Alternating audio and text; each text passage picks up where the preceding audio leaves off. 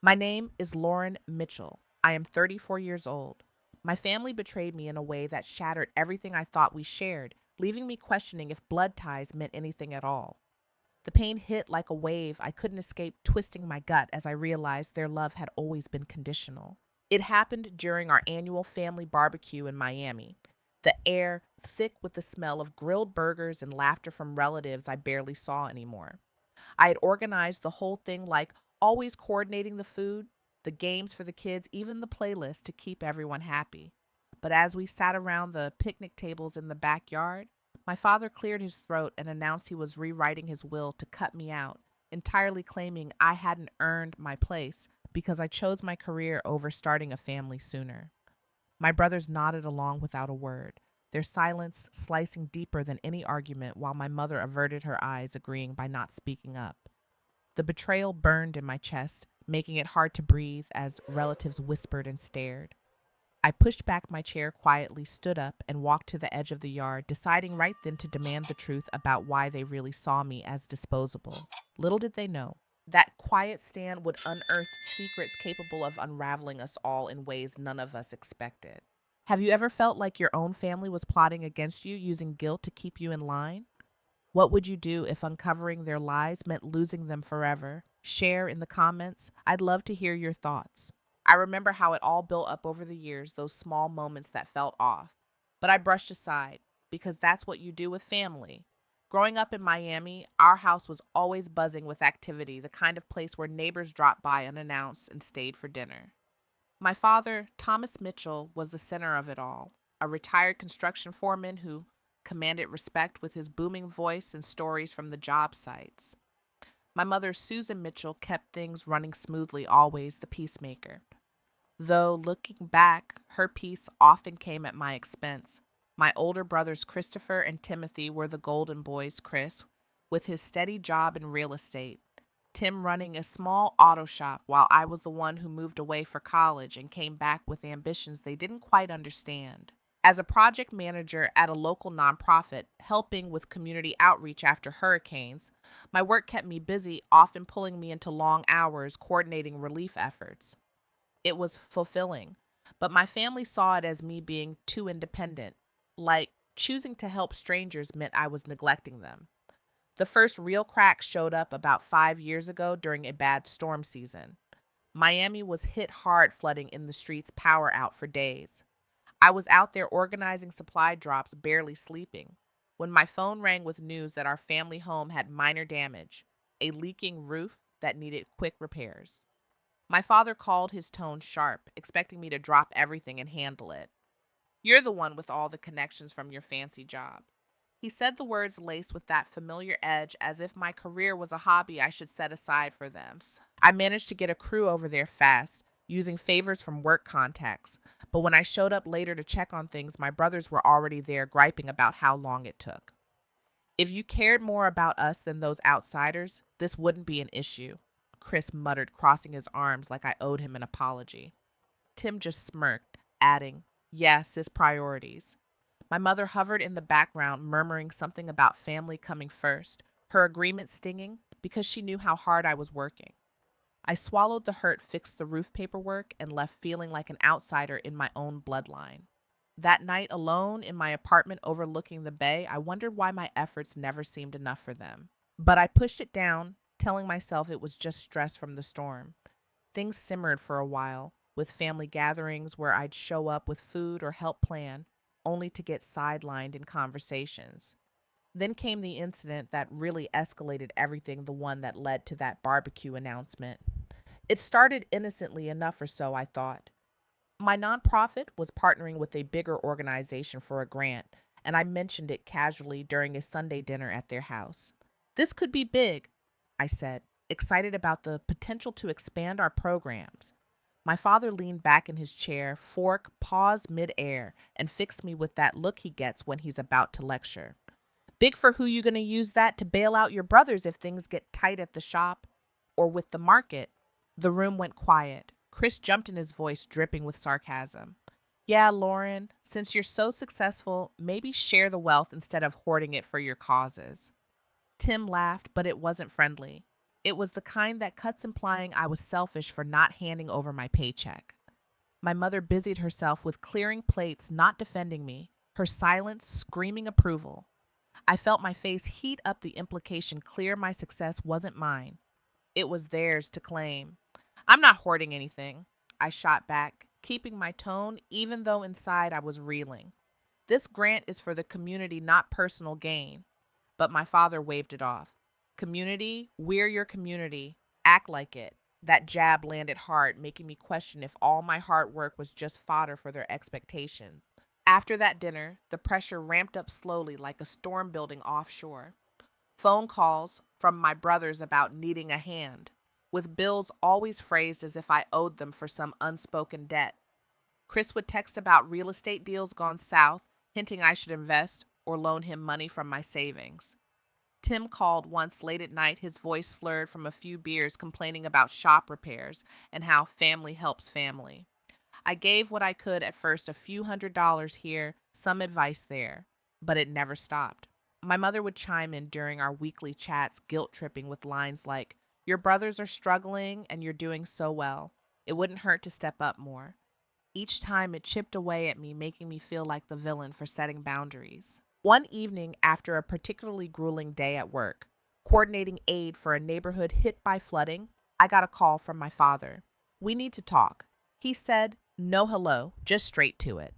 I drove over thinking it was about the house or something minor, but when I arrived, they were all there. My parents, my brothers sitting in the living room like a tribunal. My father laid it out. They wanted me to co-sign a loan for Tim's shop expansion, using my credit because theirs was shot from bad decisions. "It's family duty," he insisted, his eyes hard. Chris added, "Don't be the one who lets us down." Tim just stared, expecting compliance. My mother nodded along, her quiet agreement feeling like a betrayal all its own.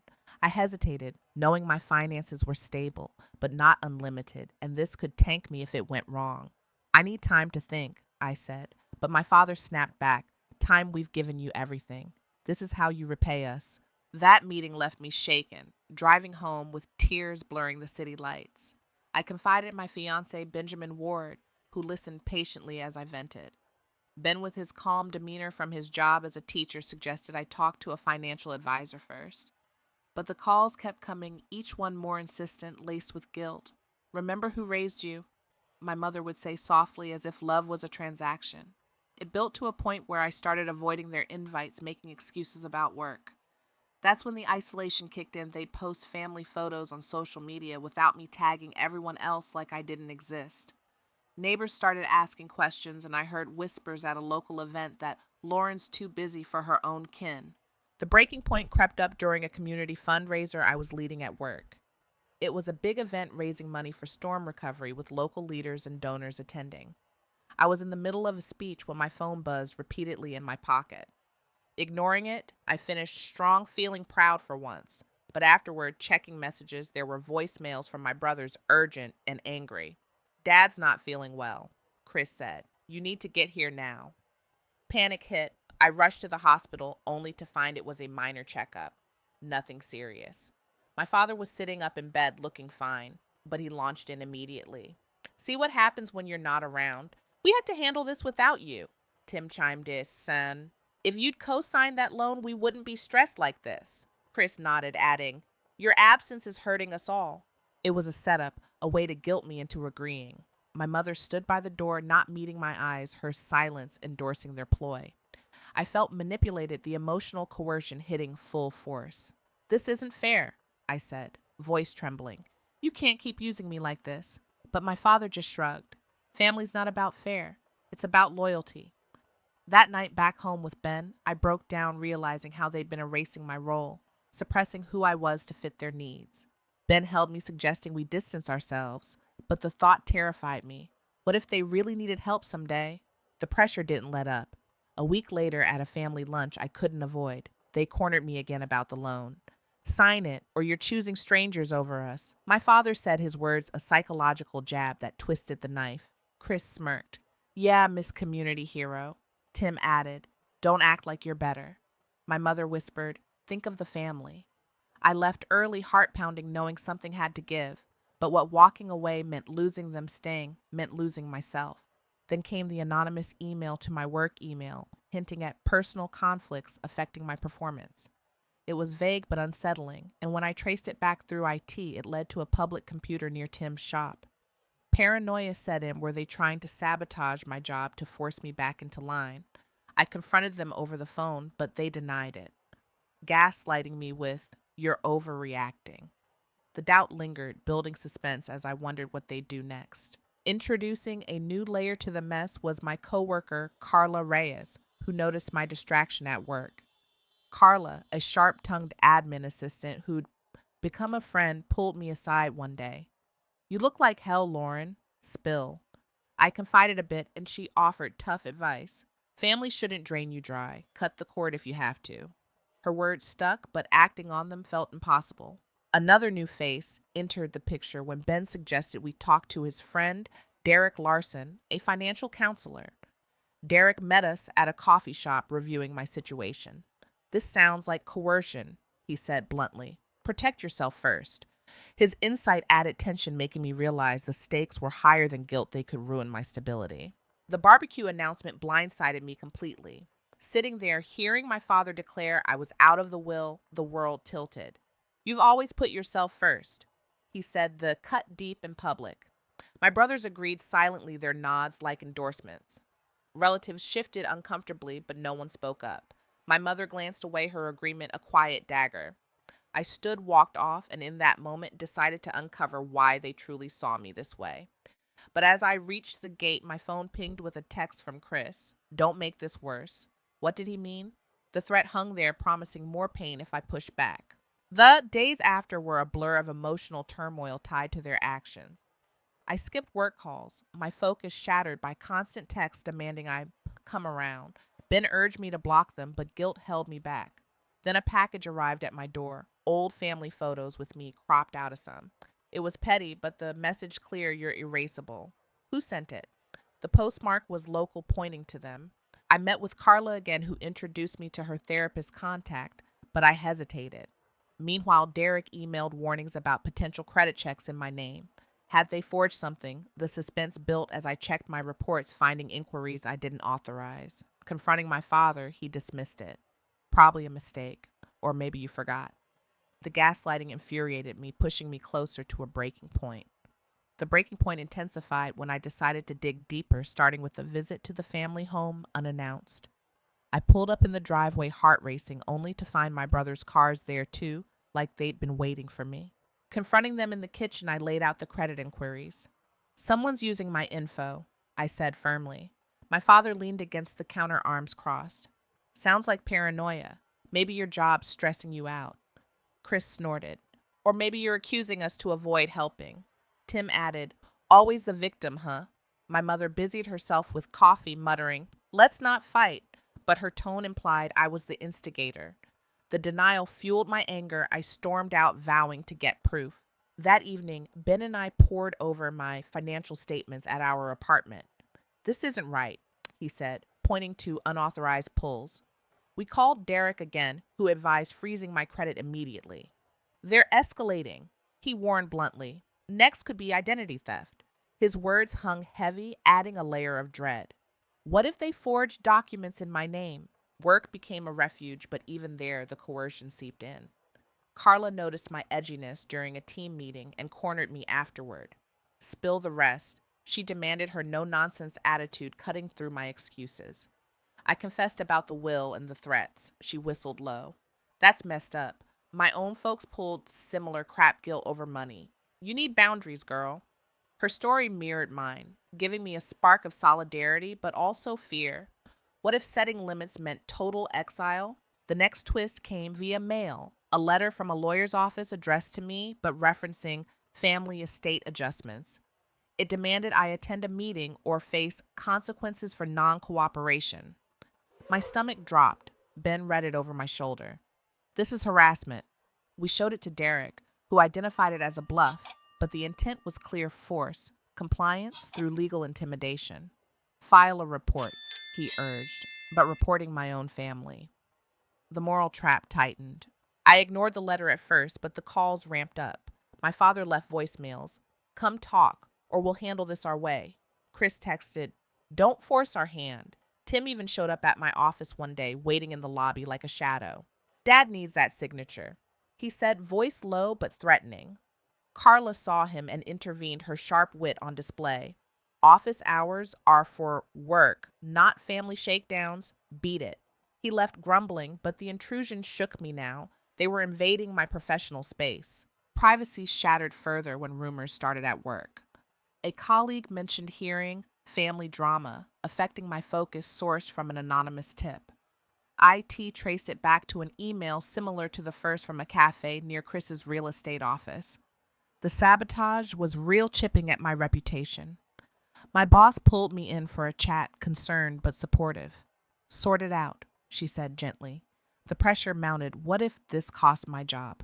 Ben suggested therapy, introducing me to his cousin, Elena Vargas, a counselor specializing in family dynamics. We met virtually, and Elena's questions cut deep. Why do you feel obligated to fix their messes? She pointed out the identity suppression, how they'd always diminished my choices to control me. Reclaim your narrative, she advised. Her insights built suspense inside me. Could I really break free without crumbling? But the coercion peaked privately one rainy afternoon. My mother called, voice trembling. Meet me alone. I agreed, hoping for a breakthrough, and we sat at a neutral cafe. She confessed partial truths. Your father's pride is wounded from bad investments. The boys followed his lead. But then the jab. If you'd been more involved, this wouldn't have happened. No apology, just more guilt.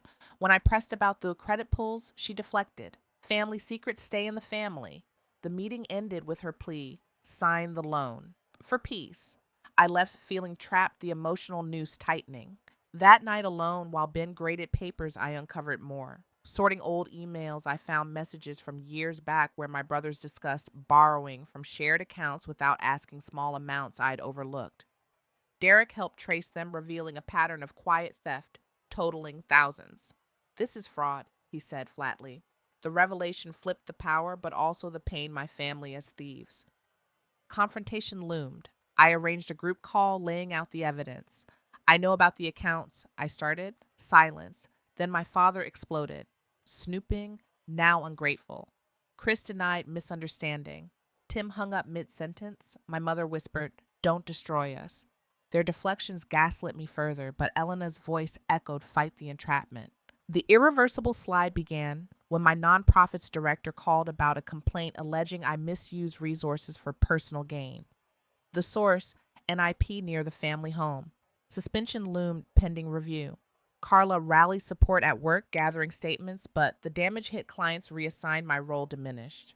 Ben and I fought that week. He wanted legal action. I hesitated. They're ruining you, he snapped. The strain on our relationship added stakes. What if this coercion cost my future with him? Derek connected me to a lawyer, Fiona Hale, who reviewed everything. Cease and desist first, she recommended. Sending the letter felt like a point of no return, the private pressure boiling over. But they retaliated. A week later, relatives unfriended me online, spreading whispers of me abandoning the family. Isolation set in, social exile complete. Elena warned, this is their punishment. The loneliness gnawed high stakes fallout from my rebellion. The final push came via a surprise visit from my brothers. They banged on the door one evening, demanding entry. Sign or else, Chris yelled through the wood. Tim added, we'll make sure everyone knows what a selfish bitch you are. Ben called the cops, but they left before arrival. The threat lingered, what else meant. Shaken, I filed for a restraining order with Fiona's help. The process exposed more forged signatures on old loans in my name. Derek confirmed the debt could haunt me. The moral choice loomed, pursue charges and destroy them or absorb the loss. For family, work suspension hit officially, my reputation tarnished. Carla fought for me, but the board sided, cautious. Take time off, they said. Job in jeopardy, I broke. In therapy with Elena, I admitted defeat. I can't win this. She nodded. Sometimes survival is the choice. I chose to settle quietly, pay off the forged debts myself to clear my credit, then cut contact. No justice, just painful sacrifice. The family went silent after the order, but the void ached. Ben supported, but our bond strained from the chaos. At a low point, I confided in Fiona. Was it worth it? She shrugged. Freedom's costly. Months dragged isolation my new normal. I rebuilt slowly new job leads via Carla therapy with Elena. But holidays alone stung the failure heavy. My family remained untouched, their control broken but at my expense. One day a letter arrived, no return address. Inside a photo of them smiling at a gathering, me absent. The jab clear, we moved on without you. Tears came, the defeat final. I opted for the nuclear option, but it backfired in ways I never saw coming. After the brothers' doorstep threat, Fiona drafted the paperwork swiftly, and I served them with the restraining order through certified mail, my hand shaking as I dropped it at the post office. The fallout was immediate and brutal. My phone blew up with messages from extended family aunts, cousins, even old family friends accusing me of tearing everyone apart. How could you do this to your own blood? One text read from an uncle I hadn't spoken to in years. The social isolation deepened like a wave, pulling me under with group chats I was once in going silent or kicking me out. My mother left a voicemail, her voice cracking. You've broken your father's heart. Is this what you wanted? No mention of their role, just more emotional coercion making me the monster. Work didn't offer escape anymore. The suspension dragged on as the investigation crawled, my reputation stained by the anonymous complaints. Carla fought hard, collecting affidavits from colleagues, but the board remained wary. We can't risk the organization's image, my boss explained in a tense meeting, her words a professional jab that left me reeling. I applied for other positions discreetly, but the Miami nonprofit scene was small whispers followed me, likely from family connections leaking details. One interview fell through after a reference check, the hiring manager citing concerns about stability. The sabotage had worked. My career, my anchor, was slipping away. Ben and I argued more, the strain showing in small ways like him staying late at school to avoid the tension at home. I support you, but this is consuming us. He admitted one night over takeout, his patience fraying. Elena suggested couples sessions, but I resisted, trapped in my own head. You're letting them win by isolating yourself, she said in our next call, her insight sharp but hard to act on. Derek crunched numbers revealing the forged debts totaled over $10,000 money I'd have to repay to salvage my credit. Sue them, he urged, but the thought of dragging family through court felt like moral suicide. Who sues their parents over betrayal? The painful choice crystallized during a solo walk on the beach waves, crashing as I weighed options. Fight legally and potentially bankrupt them, winning justice, but losing any remnant of family forever. Or absorb the hit, pay it off quietly, and walk away, defeated. The entrapment was complete. I couldn't escape without scars. In the end, I chose the lesser evil, settle the debts myself using savings I'd built for our future home. Fiona negotiated a quiet agreement, no admission of guilt from them, just a promise to stop. They signed without apology, my father adding a handwritten note. Hope you're happy now. The sarcasm stung a final psychological cut. Paying it off wiped out my buffer, forcing Ben and I to delay wedding plans we'd been dreaming about. We'll rebuild, he said, hugging me tight. But the loss hung heavy. My brothers thrived unchecked. Chris closed a big deal, posting about it online. Tim expanded the shop with undisclosed funds. My parents retreated into their bubble, untouched by consequences, while I limped forward. The antagonists, my family, remained stronger, their unit intact, mine fractured. Therapy with Elena became weekly, unpacking the identity suppression they'd enforced for years. You were never allowed to be you, she noted, helping me grieve the family I thought I had.